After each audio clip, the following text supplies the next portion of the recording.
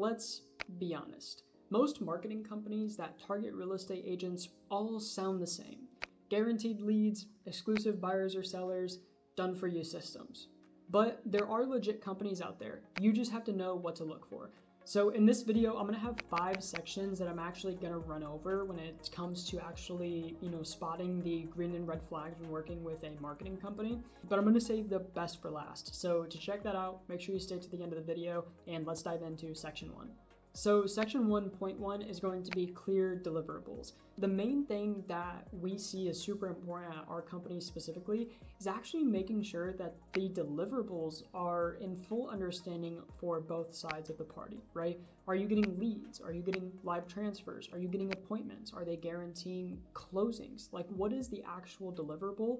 And to make sure that it's actually in paper at the end of the day. What a lot of agents will do is, they'll talk to a marketing company, they'll have a sales call, and they take everything on that sales call as verbatim. But realistically, you need to make sure that once you get on the onboarding call and you're reviewing the contract, everything, don't just look at the contract, sign it, and be like, all right, I'm ready. Just double check, make sure that there was no miscommunication on the call and in the agreement on deliverables, right? You might have talked about, yes, we guarantee closings, but the deliverables in the contract are actually just leads or appointments. So the number one thing is just making sure there's no miscommunication, make sure you guys are both clear on deliverables, and make sure that it's actually for your target outcome goal at the end of the day.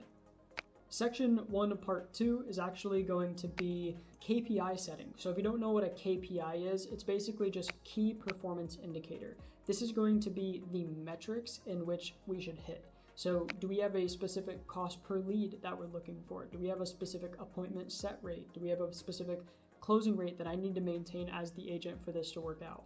A lot of the times agents will lean into a company and it's just kind of hopes and wishes. I hope this works out, or I hope we hit these goals, when realistically it shouldn't be that way. There should be KPIs set that make sure that, yes, we are going to get this average cost per lead, we're going to get this set rate, which is going to put you in front of this many people, and you need to maintain an XYZ closing rate.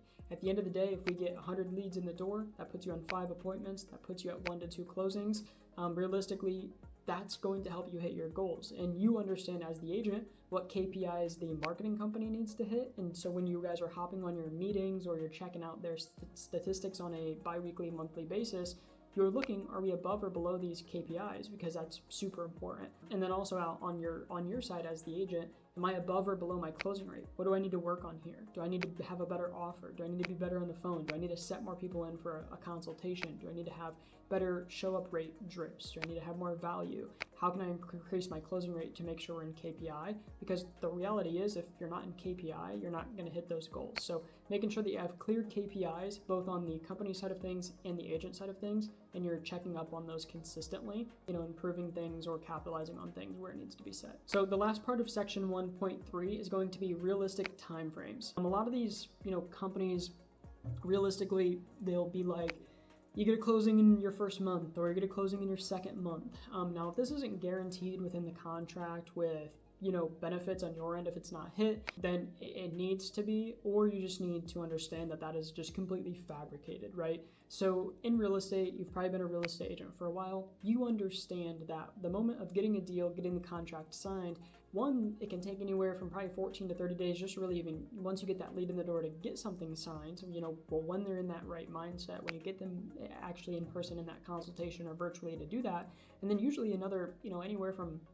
30 to 60 days to actually end up closing that lead. So for our partners, realistically, in the first 3 months, we want to be building up pipeline value. We want high quality leads, we want appointments, we want contracts, but we really aren't expecting closings to come until 90 days plus. Realistically, you have to understand once you start with a company, especially if you're making a huge financial investment, which is why for our partnering agents, if you check out our site, you'll see that we actually have some free to get started options, which are performance based, to help you actually ramp up into our paid options, which is ideal for a lot of agents that maybe don't have a ton of capital up front to not see a return in 90 days, right? So that's a big thing is, whenever you're making a financial investment in any of these marketing companies, really set your, bounce back money, like when you're going to start seeing that return on investment, 90 to 100 days out, 120 days out to make sure, or 3 to 4 months to make sure that you have enough money to make sure you keep the systems going.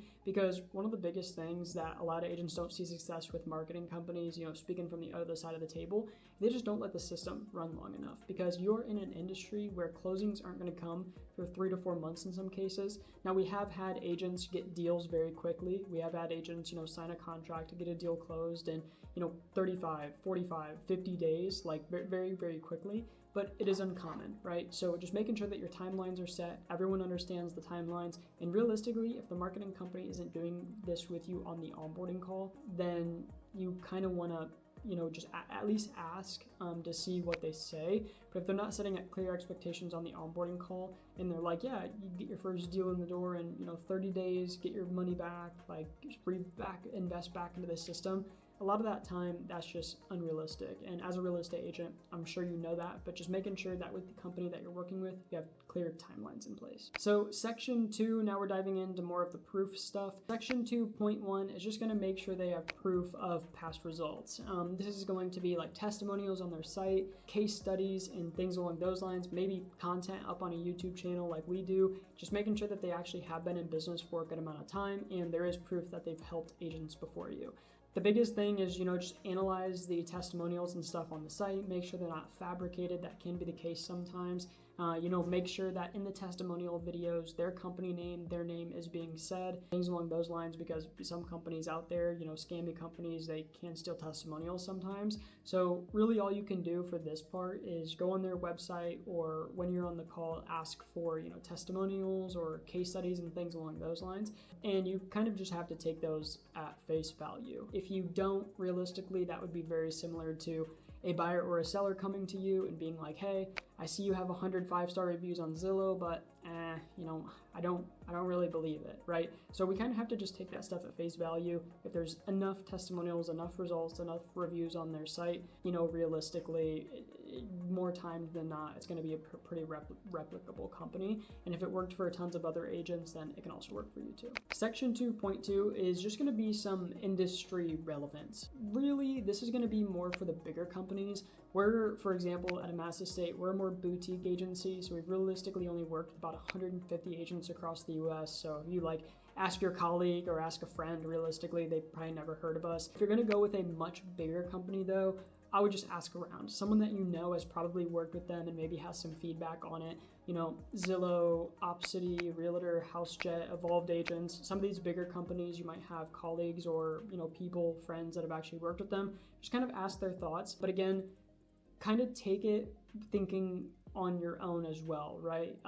If they have tons of testimonials and, your friends, your colleague says, it didn't necessarily work out for me or something along those lines, you basically just kind of have to take, okay, why didn't it work out for them? So ask them, why didn't it work out for you? Things along those lines. Because again, if other agents in the system or in the system or the course or the company were seeing success, it is possible. There still has to be work put in. Now, if you kind of just want lay down, closings, that's not really a thing. And so you probably shouldn't go with the company if your friend didn't see success with them. If they're like, oh, I had to call the leads and work the leads and stuff. If they're like, yeah, the leads were good, but I had to call them a ton or whatever it may be. If you're ready to call the leads a ton to actually scale your real estate business, then, obviously that could be a good company for you. You kind of just have to see based on that stuff, weigh the pros and cons if it makes the most sense for you. But also too, just search them online, right? So go online, see if they have a social media presence, see if they've been in any articles, see if they've done any podcasts, things along those lines, and just kind of see, again, just really weigh the pros and cons. At the end of the day, the decision is yours, but realistically, the main thing I would look for is some video content. Realistically, like a YouTube channel. Usually a lot of the bigger companies we've seen, the more successful companies we've seen, have a decent YouTube channel where they're constantly running over strategy. They're still in the game. Sometimes you'll look up a company, they haven't posted a YouTube video or something in months, and it's like, what's going on here? Constantly uploading, up-to-date testimonials, stuff along those lines. That's just some stuff to look out in regards to industry relevance. Section 3.3 is going to be more about the actual execution of the process. So how do they execute and what are they going to execute on? This is going to go a little bit back to the KPI process that I talked about, making sure you actually have clear KPIs set, but how are they going to do this? Just because you have KPIs set, cost per lead, appointment rate, closing rate. What actual execution is going to be behind this? How are we going to achieve that cost per lead? How are we going to set that amount of appointments? How am I going to be closing at that rate? Is there any coaching? Is there any, one-to-one calls? Is there call review? Are they recording calls? Is there any way to actually make sure that the execution can happen? Is it realistic execution? Do they have a plan for that execution? Section 4.1 is going to be more about kind of the actual communication within the company to you. So the number one is going to be meetings. So how often are you actually having meetings with them? So with our partnering agents, we do an actual one-to-one meeting every 2 to 3 weeks. So it kind of just depends on how common it's needed. Are we dealing with any issues that need to be solved right away? Are you actually kind of are we just waiting on the snowball to snowball? Like, do we just need time? Like, do we need to be meeting, at all this meeting? Like, are you busy? But we have it on the calendar to meet with them every 2 to 3 weeks. We have probably dedicated a large majority of our partner success and the results that we see to these actual meetings. If your company is not meeting with you, that is a huge red flag. They're kind of just signing you, they're collecting the cash, they're doing whatever they're doing behind the scenes, and they meet with you maybe once every 2 months, or you get a phone call from them, or you just have a text chat with them. No, there's not going to be a lot of stuff that gets done. There's not going to be a lot of stuff that gets improved if needed. If you're not actually meeting with them one-on-one, Zoom, Google Meet, virtual meeting, where you guys can collaborate both ends of the table. Hey, this is what we're saying you can improve on as the agent. And then you also being able to say, hey, this is what I can see you guys can improve on the marketing company. And then actually setting tangible steps to actually go out and achieve those, results. So we personally see actual one-to-one meetings are huge. Section 4.2 is going to be responsiveness. Now, the main thing here is going to be having some form of way to contact them 24/7. So now we do the bi-weekly, tri-weekly one-to-one meetings. We still have a way for any of our partnering agents to reach out to us ASAP. So we have text and email channels. This is going to be huge. So if they have a channel for you where you can reach out to them ASAP, whether it's like a support spot or it's an email or a text log where you can reach out to them. And then behind that is going to be responsiveness. Realistically, if it's an email, you should be looking to get a text or an email back within 12 to 24 hours. That's pretty standard. If it's within business hours, even a couple hours. From a text, if they have a text line open for you, that realistically should be, sub 12 hours. Again, within business hours, pretty quickly, an hour to 2 hours. But just paying attention to the responsiveness. And also if you see this as a problem for you, if you're hey, I need a little bit faster responsiveness here, if you actually just articulate that to them. That's going to be just responsiveness. Just pay attention to, how responsive actually are they. Section 5.1 is going to be retention rate. So how long does this company actually retain a partnering agent for? For example, ours is about 9.5 to 10 months that we actually retain a partner relationship with a real estate agent. The industry average, if you look it up, I believe on Google or ChatGPT, is about 3 months. So realistically, you want to be dealing with a company that's anywhere around the realm of 2 to 5x that average. You want to be looking for companies that retain agents for anywhere around 6 to realistically, 15 months. It's pretty much impossible to retain a partnering agent, speaking from experience, forever. A lot of people, say well, if you're getting us amazing results, why would we ever leave? There's always going to be another company out there that just seems more appealing at some point. Especially we've seen this AI wave. There's companies out there just claiming that they use AI to scale your business when they actually don't at the end of the day. So that's something that can potentially poach a marketing agency's, competition, but that is absolutely zero reason for them to have a retention rate of only 2, 3, 4 months. People are leaving within 2 months. That's more of a cancel, I don't want to do this anymore type of feel. If they're leaving after 6 months plus, that's usually more of a mutual decision, hey, just for the benefit of my business, I want to try something else out, I want to try something new. You're typically parting on better relationship terms. And also a lot of those times when you get those partnering agents, you typically see that they might even come back if that other thing that they tried just doesn't work out like they thought it was going to. It's very, very common that we have partnering agents seeing success, seeing an ROI, a 3 to 4x ROI, but there's this other company that's guaranteeing them 8, 10, 12x. And it's just something that they want to dip their toes in. It's something that they want to try. Sometimes it may work out, sometimes it's not. But realistically, you should be looking for a company that retains their partnering agents 6 months plus ideally kind of in that 9, 12, 15 month range. Section 5.2 is going to be ROI expectations. So this one is huge. I just kind of brushed on it a little bit. But if you look up on Google or ChatGPT, I believe the average ROI, we can maybe pop it up here, but I believe it's around a 3, 4, 5x. So realistically, if you're looking for a $10,000 commission, you should be okay with spending anywhere from $2,000 to $3,300 to achieve that $10,000 commission in real estate. So just making sure that they have proper ROI expectations set, right? If you are going to be spending $2,000 a month, if they are promising $30,000 in commissions every month, you need to take that with a grain of salt and make sure that there aren't any unrealistic ROI expectations being set. If they're claiming 10x, 15x, 20x ROI, just make sure that you're taking that with a grain of salt. Maybe push back a little bit and be like, the average in real estate is 3 to 5x. Can we break down these numbers, like from the leads, the appointments, the closings? If I have this percentage closing rate, what ROI would we be looking at then? Like, I just want to make sure that I have realistic expectations, so that if we're not achieving a 10x ROI, I don't cancel just because I was expecting something different. So that's a big one. ROI expectations, just making sure that there's clear ROI expectations set.